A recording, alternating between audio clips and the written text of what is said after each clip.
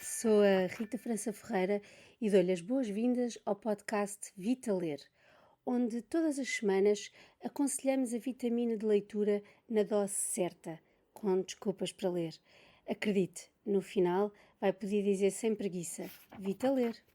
Bem-vindas e bem-vindos a mais um episódio do podcast Vita Ler. Esta semana trago-vos um livro que me marcou bastante, que se chama Lobos, da escritora e tradutora Tânia Gai. Como sabem, eu gosto muito da Tânia porque admiro muito o seu trabalho, acho que é uma exímia tradutora, uma das melhores que temos em Portugal, e só quem escreve e traduz muito bem e absorve também os estilos de outros escritores e tem um cuidado com a língua como ninguém, é que consegue escrever também livros tão bons de ficção, mas também de memórias. Para me lembrar, O Meu Pai Voava, que lançou no ano passado. Mas este Lobos não fica atrás, principalmente não só pela escrita da Tânia, que é bastante clara, falando de temas tão complexos, mas também porque a Tânia traz sempre temas atuais. Patrícia Reis, no lançamento na FNAC da Avenida de Roma, referiu que este livro, Lobos, era uma crónica do seu tempo e eu não podia concordar mais. Este livro trata de temas como a violência sobre mulheres, de como muitas vezes nem sequer sabemos que estamos a ser alvos de uma violação, por ingenuidade talvez. Fala de como se lida com um trabalho em que estamos permanentemente a ver fotos de crimes e de crimes de pedofilia e lidamos com pedocriminosos. Como lidamos com o poder das redes sociais e de como estas muitas vezes nos enredam, para utilizar esta expressão, nos atropelam e muitas vezes até com alguma falta de proteção conseguem envolver os nossos filhos, adolescentes, numa partilha de fotos devido a manipuladores e a predadores sociais. Como é que os influencers, por exemplo, partilham fotos dos filhos assim, de tenra idade? Será que os filhos depois vão querer ver essas fotos mais tarde? Como é que olhamos para isto? Depois também trata de traumas de guerra. Há uma das personagens que viveu muito próximo de cenários de guerra e depois como é que se lida com este passado. Eu estou-vos a falar assim genericamente de alguns dos temas que a Tânia trata neste livro. Já vou vos dar alguns pormenores de citações do seu livro, mas para confirmar que realmente é uma crónica do seu tempo, como referiu a Patrícia Reis. Eu estive no lançamento, a Tânia esteve muito curiosa a tentar perceber porque é que eu tinha tantos post-its no meu livro. Eu depois já explico, porque há uma palavra que eu acho que une este livro. Depois também estive presente na gravação do episódio do podcast Um Género de Conversa, onde a Tânia também falou sobre este livro e sobre a questão do género. Uma das questões que é muito pertinente neste livro e que normalmente me preocupa quando leio e pela minha curiosidade de gostar de ler livros sobre escritores e ler livros sobre o processo de escrita, a ler livros sobre livros, é a questão da investigação. O que é que levou alguém a pegar num determinado tema? E a Tânia, em várias entrevistas que podem ver e ouvir em vários podcasts, mas também no podcast Um Género de Conversa, tem a oportunidade de explicar, e também no final do livro, resta-me dizer isso, também tem a oportunidade de explicar o trabalho de investigação que teve para definir as personagens e para chegar a estes temas também. Pronto, o que é que lhe despertou a atenção? Existem 5 personagens, a passagem do tempo vai se intercalando com assistindo à vivência destas personagens. Uma delas chama-se Fedra, que é antropóloga forense, só por si a profissão tem uma carga bastante forte, mas por outro lado é uma profissão que no meu caso suscitou muita curiosidade. Helena, que é a irmã de Fedra, é professora. Leonor, que é filha de Helena, Temos Amélia, que é a mãe de Fedra e de Helena, e Stefan, que é um fotógrafo de guerra e que trabalhou durante algum tempo com Fedra em cenários de guerra.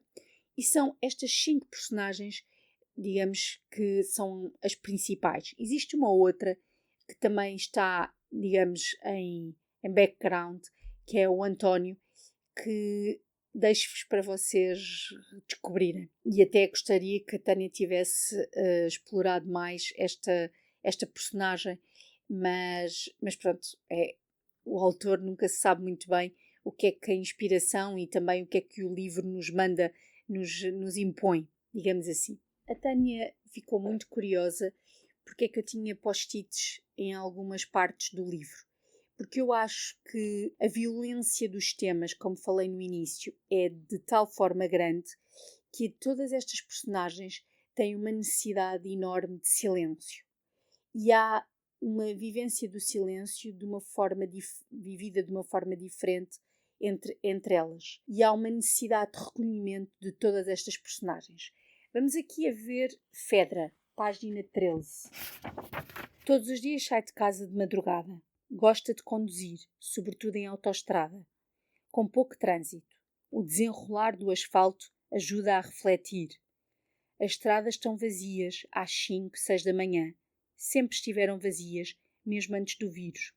O país acorda tarde. As ruas desertas que percorre durante o estado de emergência sempre estiveram desertas ao raiar do dia. Mas há uma película nova que as recobre. Uma camada adicional de quietude que torna o silêncio mais absoluto. É isso a pandemia, o silêncio que desce sobre as cidades, uma calma de morte. Vamos agora ver o silêncio de Stefan. Stefan foi um correspondente de guerra, um fotógrafo de guerra, melhor dizendo, e que criou um santuário de lobos para se recolher. Passo a citar. O silêncio, porém, regressou ao santuário, e Stefan rejubila-se com sossego. Os seus dias compõem-se de rituais e quietude. As vozes são escassas. O chilreio dos pássaros destaca-se, límpido, na floresta de sobreiros e castanheiros. Ao meio-dia, a sirene dos bombeiros assinala a pausa do almoço. À noite, os lobos uivam, primeiro um, depois outro, a seguir em coro. Na sua cabana, Stefan não tem rede de internet. Pode passar semanas inteiras sem saber o que acontece no mundo. Depois passamos para Helena, página 35. Nunca pensara que fosse este o suprassumo do luxo, estar sozinha numa casa silenciosa. Depois passamos para Leonor, página 45. A vida em casa de Fedra é fluida e há momentos em que Leonor consegue evadir-se da sua cabeça, da sua mente que a massacra. Senta-se na beira da cama pela manhã, a ver as andorinhas que esvoaçam diante das portas envidraçadas, abertas de par em par, e a sua voz interior cala-se, por instantes pelo menos. O silêncio tem corpo, não há angustia, não intensifica a narrativa da sua voz obsessiva. Um silêncio pontuado por fiapos de vozes vindas do vale, da piscina de um vizinho distante. Também há um silêncio de Amélia. Amélia está a sofrer neste momento, num lar de idosos, sofre da doença de Alzheimer. É uma grande exposição deste envelhecimento e também do processo de decadência, diria, e em que se diz assim: o lar é um compasso de espera. O elevador é um portal, a chapa metalizada um espelho. Fedra entra, sentindo-se pequena, filha que busca o colo da mãe, e emerge do outro lado no papel de mãe, cuidadora da filha que nunca teve. Os papéis invertem-se e a inversão é dolorosa. Ninguém deseja ser mãe da mãe, pai do pai. Há uma ordem. Fedra quer essa ordem de volta. Muito forte. Também há uma relação de silêncio entre Fedra e Stefan. Um silêncio que não incomoda, mas que se percebe. Vou aqui à página 186, que diz o seguinte: havia uma espécie de diálogo mudo que se desenrolava entre eles, desde que se tinham reencontrado. As palavras pareciam desnecessárias para fazer a ponte entre os seus abismos. Passo para a página 207, onde se fala também deste silêncio de cumplicidade, de silêncios cúmplices. Ao longo da refeição, Leonor apanha alguns olhares entre ti e Stefan, olhares cúmplices e eloquentes, e os silêncios à mesa, apesar de longos, são confortáveis. É raro encontrar alguém que se entregue assim ao silêncio sem constrangimento. Uma das palavras que eu acho que também define este livro é o silêncio, a necessidade de silêncio, de recolhimento, como disse há pouco. Por tudo o que se está a passar e por tudo o que estas personagens vão vivenciando. Uma delas porque trabalha com pedocriminosos e teve em cenários de guerra.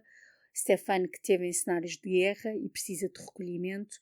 Helena, que tem uma relação de insatisfação com o marido e precisa também de algum recolhimento e é abusada e é frágil emocionalmente. Leonor, que sofre e foi vítima das redes sociais por se expor em termos de nudes que se andaram a espalhar pelas redes. Aliás, existe uma passagem muito importante na página 232 que impõe alguma reflexão. Pergunta-se se a partilha de imagens de nudez e pornografia se tornarão tão banais num futuro próximo que já ninguém se sentirá constrangido com a divulgação das suas imagens íntimas. Se a nudez e a pornografia se tornarão corriqueiras, a norma e não a exceção. A exposição dos miúdos a conteúdos pornográficos hardcore começa agora aos 10, 11 anos. Como antropóloga, está curiosa por ver qual será o impacto dessa realidade na vida sexual dos miúdos quando chegarem a adultos. Que tipo de práticas despertarão a libido dessa geração, cada vez mais extremas e violentas, como a escalada das drogas duras, ou pelo contrário, cada vez mais púdicas e conservadoras, para contrariar a banalização do ato sexual? Queria muito que Leonor chegasse à adulta sem o lastro da vergonha. Sim, porque é de vergonha que falamos aqui. Também não gostaria de passar em branco 2 pormenores. É o Santuário dos Lobos que Stefan constrói num local e no fundo estamos a falar de lobos, que são animais que lidam com a morte para a sobrevivência. Como dizia a Tânia, são animais muito esquivos, mas gregários. Eu, quando li sobre este Santuário de Lobos, remeteu-me para um livro Cães e Lobos de Irene Nemirovsky, que li recentemente, em que os cães eram os bons e os lobos eram os maus. Portanto, também se fala do lobo como mau. E aqui queria chegar a um dos pormenores deste livro. Como sabem, eu sou apaixonada, eu normalmente leio um livro por a ficha técnica, tenho algum critério, mas também gosto muito das epígrafes que vêm no início do livro. E no início deste livro, há uma frase que diz, e que no fundo é inspirada no livro do Arturo Pérez Reverte, que é Há lugares de onde nunca se regressa. E é verdade. Arturo foi correspondente de guerra, a Tânia teve a oportunidade de falar com ele, e é muito importante o Pintor de Batalhas, porque além de ser um lindíssimo livro, tem tanto de lindo como de dramático, de brutal, de sinistro, de nefasto. Foi um livro que me devastou completamente, desde o princípio ao fim. É assim, eu tenho alguma admiração por estes correspondentes e fotógrafos de guerra, porque na verdade eu quis ser correspondente de guerra quando era pequena, foi por isso que tirei o curso de comunicação social, mas não sei, ao ler o Pintor de Batalhas, se conseguiria viver aquilo que é relatado, bem como o que o Stefan esconde. Na verdade, todas estas personagens que vos falei anteriormente dos lobos, bem como as personagens que ilustram o Pintor de Batalhas, todas elas são perseguidas pelo passado. Andei muito tempo a revolver aqui as minhas entranhas, isto foi do mais profundo. Este livro é rico não só pela profundidade humana que dá, coloca em causa muitas questões do bem e do mal, da maldade dos homens. Também nos traz muita aprendizagem em termos de cultura geral de pintura. É um livro que não é fácil, é bastante denso, fala de atrocidades, de memórias trágicas, é bom e preparado, mas é um livro que vale mesmo a pena e que complementa de uma forma, diria, impressionante esta necessidade de recolhimento de uma das personagens, que é o Stefan. Eu não, e não só, também a questão dos lobos.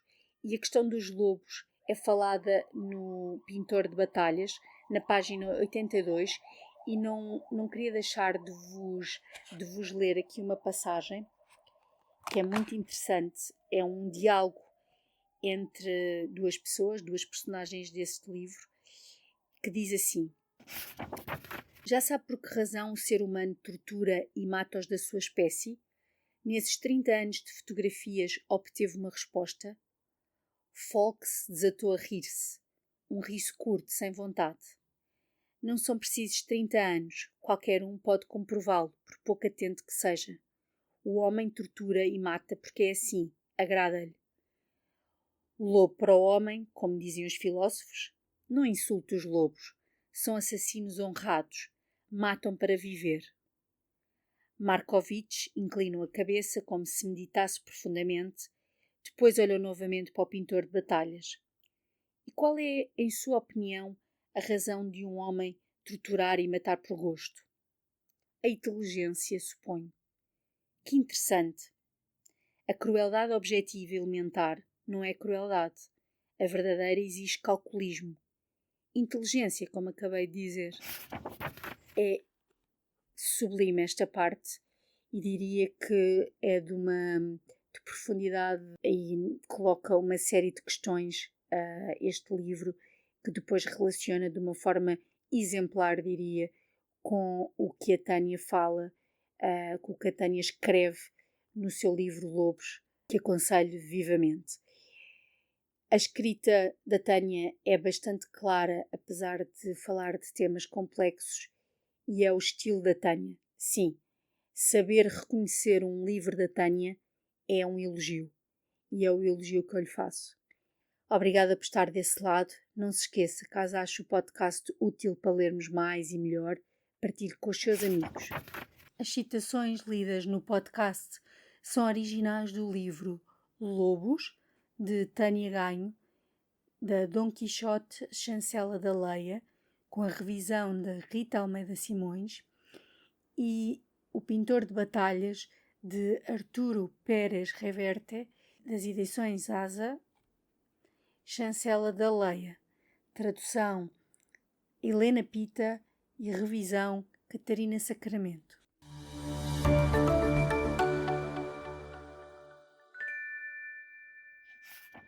Vita Ler, o podcast vitamínico que desperta desculpas para ler.